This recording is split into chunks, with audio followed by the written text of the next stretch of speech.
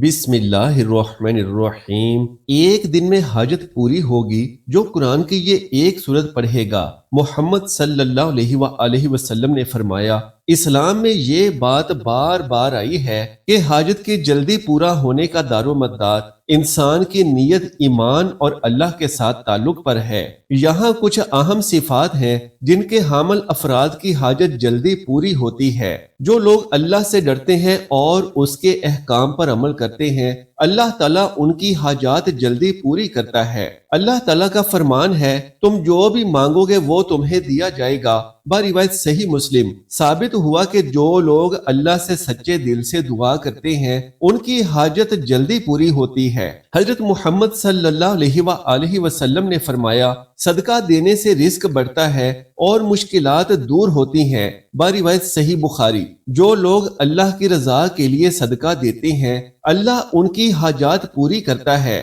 اللہ فرماتا ہے، اور جب تم اللہ پر ایمان رکھتے ہوئے اللہ سے مدد مانگتے ہو تو اللہ تمہاری حاجات پوری کرتا ہے۔ جو لوگ صبر کرتے ہیں اور اللہ کی رضا کے لیے مشکلات برداشت کرتے ہیں اللہ انہیں انعام دیتا ہے اور ان کی حاجت جلدی پوری کرتا ہے۔ اللہ فرماتا ہے، بے شک اللہ صبر کرنے والوں کے ساتھ ہے۔ نماز دین اسلام کا اہم رکن ہے اور جو شخص پابندی سے نماز پڑھتا ہے اللہ اس کی حاجات جلدی پوری کرتا ہے۔ اللہ فرماتا ہے، تمہاری دعا میں کامیابی ہے بشرطے کہ تم نماز قائم کرو۔ تو جو لوگ تقوی، دعا، صدقہ، صبر، ایمان اور نماز کے ساتھ اللہ کی رضا کے لیے زندگی گزارتے ہیں اللہ ان کی حاجات فوری اور جلدی پوری کرتا ہے۔ لہٰذا ہر مسلمان کو چاہیے کہ وہ اپنے مسلمان بھائی کی مدد کرے۔ لہٰذا ارشاد باری سبحانہ و تعالی ہے، نیکی اور پرہیزگاری میں ایک دوسرے کی معاونت کرو۔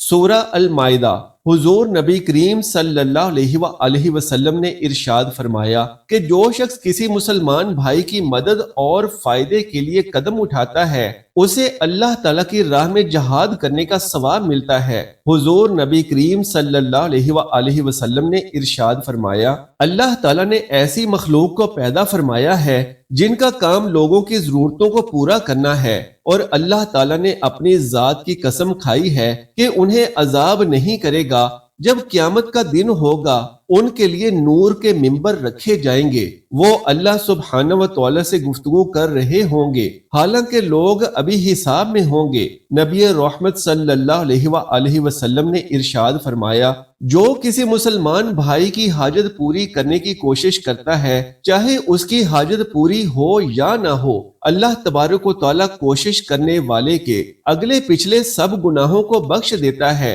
اور اس کے لیے دو باتیں لکھ دی جاتی ہیں، نمبر 1 جہنم سے رہائی اور دوسری منافقت سے برات۔ اللہ اکبر کبیرہ۔ حلیت الاولیاء میں ابو نعیم نقل کرتے ہیں کہ حضور نبی کریم صلی اللہ علیہ وآلہ وسلم نے ارشاد فرمایا، جو شخص کسی مسلمان بھائی کی حاجت پوری کرتا ہے میں اس کے میزان کے قریب کھڑا ہوں گا، اگر اس کی نیکیاں زیادہ ہوئیں تو ٹھیک ورنہ میں اس کی شفاعت کروں گا۔ سبحان اللہ۔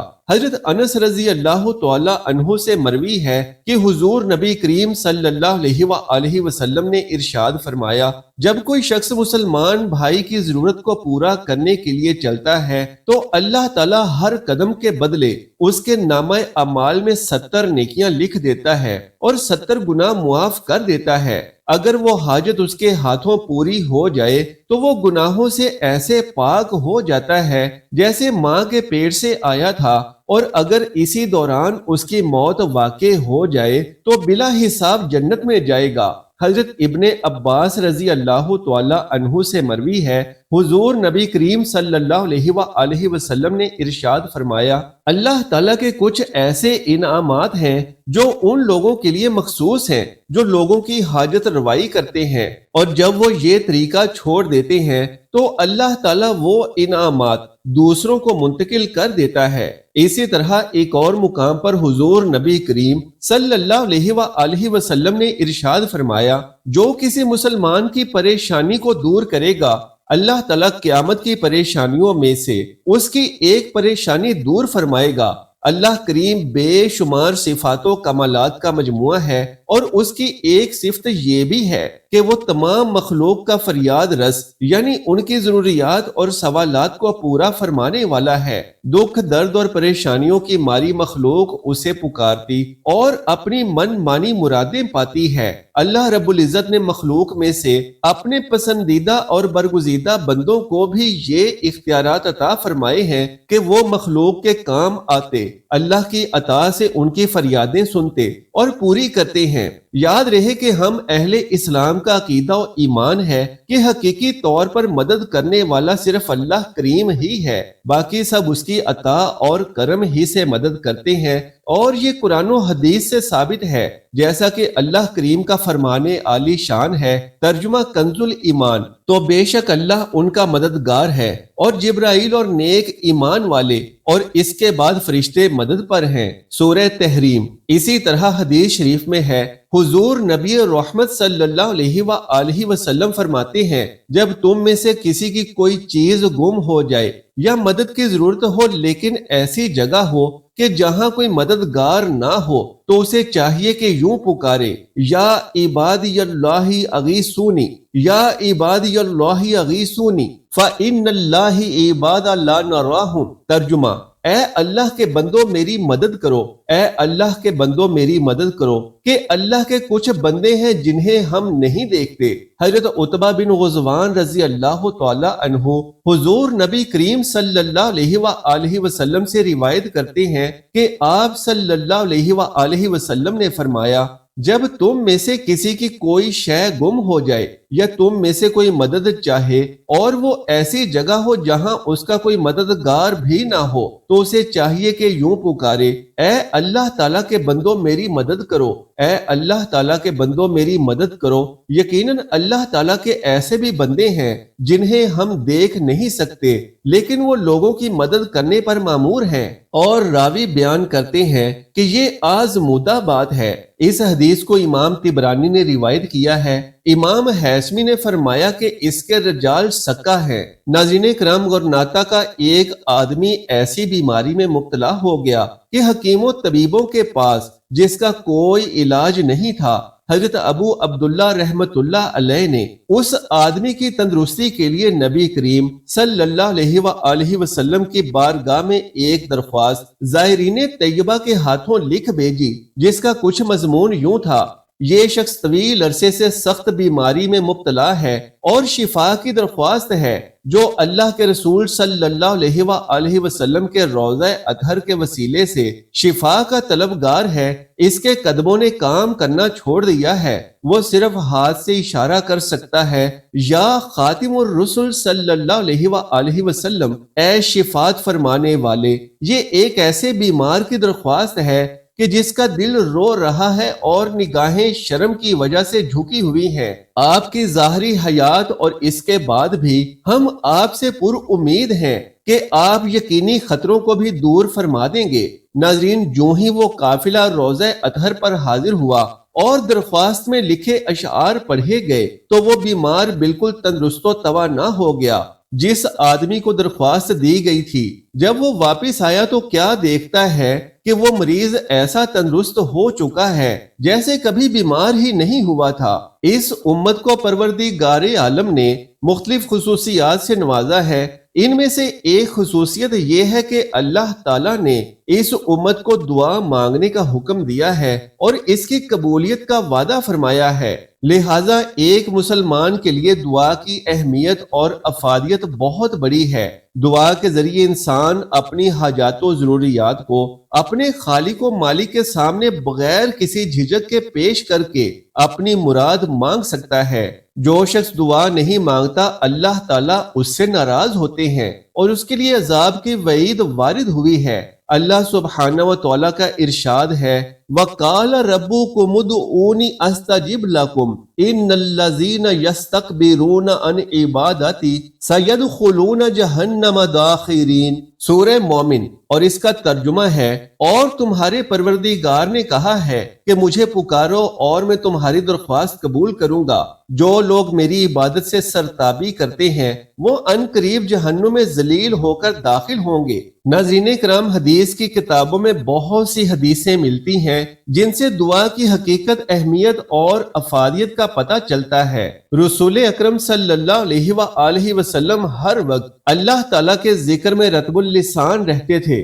آپ صلی اللہ علیہ وآلہ وسلم کی مبارک زبان ہمیشہ دم دعاؤں میں مشغول رہتی تھی۔ کبھی ان دعاؤں سے دنیوی و اخروی بھلائی اپنے لیے اور اپنی امت کے لیے طلب کرتے تھے، اور کبھی دنیوی و اخروی شرور سے پناہ چاہتے تھے۔ ہمیں بھی دعا مانگنے کا معمول بنا کر اپنے اللہ سے اپنا رشتہ مضبوط سے مضبوط تر کر لینا چاہیے، چاہے جتنی خوشحالی آ جائے اور جتنا آرام و سکون کی زندگی گزر رہی ہو۔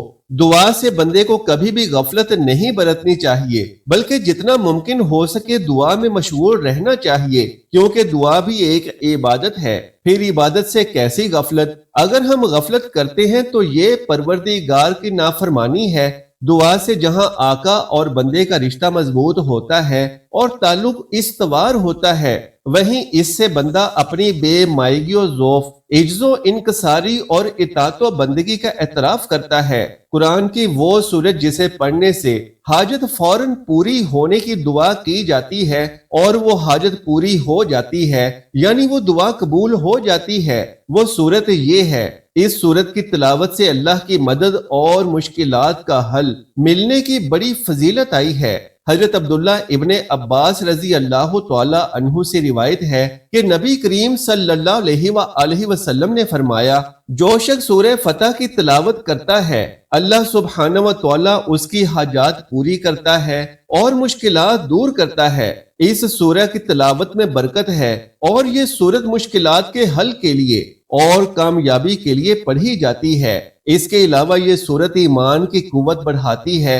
اور انسان کو اللہ کے قریب تر لے آتی ہے۔ اگر کسی خاص مشکل یا حاجت کا سامنا ہو تو سورہ فتح کو 7 بار، 11 بار، 21 بار یا پھر 41 بار پڑھنا چاہیے۔ اول و آخر درود پاک لازمی پڑھیں اور اس کے بعد دعا کریں اور اپنے مقصد کے لیے مدد طلب کریں۔ انشاءاللہ ایک دن میں حاجت پوری ہوگی۔ سورہ فتح کو پڑھنے کے بعد دعا میں اللہ سے اس حاجت کو پوری کرنے کی درخواست ضرور کریں اور یقین رکھیں کہ اللہ تعالیٰ آپ کی دعاؤں کو قبول فرمائے گا۔ اللہ فرماتے ہیں، جب تم اللہ سے مانگتے ہو تو اللہ تمہاری دعاؤں کو قبول کرتا ہے۔ اس لیے سورہ فتح کو پڑھنے کے ساتھ ساتھ آپ اللہ پر مکمل یقین رکھتے ہوئے دعا کریں اور اللہ کی رضا کے لیے صبر و استقامت اختیار کریں۔ اللہ آپ کی حاجات ضرور پوری کرے گا۔ جو بندہ اس سورت کو روزانہ 1 بار پڑھتا ہے تو اللہ اس کی دعا قبول کرتا ہے اور اس کی حاجت بھی پوری کرتا ہے۔ تو لازمی کوشش کریں کہ اس سورہ مبارکہ کو روزانہ پڑھنے کا معمول بنا لیں، انشاءاللہ آپ کی ہر حاجت پوری ہوگی۔ ناظرین کرام، اس کے علاوہ چند ایسے اذکار بھی ہیں کہ جن کے ذریعے سے ہم اللہ سے مدد طلب کر سکتے ہیں، اور بے شک اللہ سبحانہ و تعالی ان اذکار کی وجہ سے ان کو پڑھنے والے کی مدد ضرور فرماتا ہے۔ ابو موسیٰ اشعری رضی اللہ تعالی عنہ کہتے ہیں کہ نبی کریم صلی اللہ علیہ وآلہ وسلم نے ارشاد فرمایا، کیا میں تمہیں وہ کلمہ نہ بتلاؤں جو جنت کے خزانوں میں سے ایک خزانہ ہے؟ میں نے عرض کیا، کیوں نہیں، ضرور بتائیے۔ اللہ کے رسول آپ صلی اللہ علیہ وآلہ وسلم نے فرمایا، تم لا حول ولا قوت الا باللہ کہا کرو، بروایت مسلم۔ ایک دوسری حدیث میں ہے، حضرت عبداللہ ابن عباس رضی اللہ تعالی عنہما سے مروی ہے کہ حضور نبی اکرم صلی اللہ علیہ وآلہ وسلم نے فرمایا، جو شخص پابندی کے ساتھ استغفار کرتا ہے، اللہ تعالیٰ اس کے لیے ہر غم سے نجات اور ہر مشکل سے نکلنے کے لیے راستہ بنا دیتا ہے اور اسے وہاں سے رزق دیتا ہے جہاں سے اس کے وہم و خیال میں بھی نہ ہو، بروایت ابو داؤد۔ ناظرین کرام، استغفار کی کثرت انسان کو اللہ کے قریب کر دیتی ہے۔ ایسا شخص اول تو کسی بھی قسم کی مشکل میں نہیں پھنستا، لیکن اگر کبھی شیاطین کے حملے کے سبب کسی سخت مشکل اور پریشانی میں مبتلا ہو بھی جاتا ہے تو اللہ سبحانہ و تعالی فوری طور پر اس کی مدد فرماتا ہے اور فوری اس کی ہر حاجت اللہ کے حضور شرف قبولیت حاصل کر لیتی ہے۔ ایسا شخص جو استغفار کو لازم پکڑ لیتا ہے اور اسے اپنی زندگی کا اہم حصہ بنا لیتا ہے تو ایسے شخص کے لیے ہی اللہ تعالیٰ نے قرآن پاک میں اور نبی کریم صلی اللہ علیہ وآلہ وسلم نے احادیث میں بیان فرمایا ہے کہ ایسے شخص کو اللہ تعالیٰ ایسی جگہ سے رزق عطا فرماتا ہے جہاں سے اس کا وہم و گمان بھی نہیں ہوتا۔ یقیناً استغفار کی کثرت انسان کی دنیا و آخرت کو سنوار دیتی ہے۔ بلا شبہ ایسا انسان دنیا میں بھی اور آخرت میں بھی سرخرو ہو جاتا ہے، جیسا کہ نبی کریم صلی اللہ علیہ وآلہ وسلم نے فرمایا کہ کامیابی ہے اس شخص کے لیے جس کے نامہ اعمال میں استغفار کی کثرت ہوگی، یعنی جو شخص اس دنیا میں استغفار کی کثرت کرتا رہے گا تو اللہ سبحانہ و تعالیٰ اسے اس کے استغفار کے سبب دنیا میں تو ایسی نعمتوں سے نوازے گا ہی کہ جن کا اسے گمان بھی نہ ہوگا، لیکن آخرت میں بھی ایسے شخص کے لیے کامیابی ہے، اور یقیناً آخرت کی کامیابی تو بس جنت ہی ہے۔ تو جس شخص کو آخرت میں جنت کا حصول مل جائے گا تو اس سے بڑی کامیابی اس کے لیے اور کیا ہوگی۔ اللہ اکبر کبیرہ۔ ناظرین کرام، اللہ رب العزت نے تمام اعمال کا حکم انسانوں کو دیا ہے، لیکن ایک ایسا عمل بھی ہے کہ جس کا حکم انسانوں کو بھی دیا گیا ہے اور خود اللہ سبحانہ و تعالی اور اس کے فرشتے بھی ہر وقت کرتے ہی رہتے ہیں، اور وہ عمل نبی رحمت، نبی آخر الزماں حضرت محمد مصطفیٰ صلی اللہ علیہ وآلہ وسلم پر درود و سلام بھیجنے کا عمل ہے۔ اب بتائیے کہ بھلا اس سے بڑا اور کون سا عمل ہوگا کہ جسے خود اللہ سبحانہ و تعالی انجام دیتا ہے اور اس کے فرشتے بھی انجام دیتے ہیں۔ تو بلا شبہ جو شخص اپنی روزمرہ کی زندگی میں درود و سلام کی کثرت کرتا ہے، اللہ عز و جل اس کی دعائیں بھی قبول فرماتا ہے